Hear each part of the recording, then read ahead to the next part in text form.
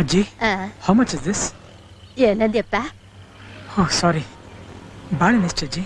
₹1 ಕಣಪ್ಪ. ₹1? ಜಸ್ಟ್ ₹1? ₹1 ಇನ್ನೂ ಇಲ್ಲಲ್ಲ ವ್ಯಾಲ್ಯೂ ಇದೆಯಾ? ಆ ₹1ಗೋಸ್ಕರ ಬಿಸಿಲಲ್ಲಿ ಕುತ್ಕೊಂಡು ನೀನಿಷ್ಟು ಕಷ್ಟ ಪಡ್ಬೇಕಾ?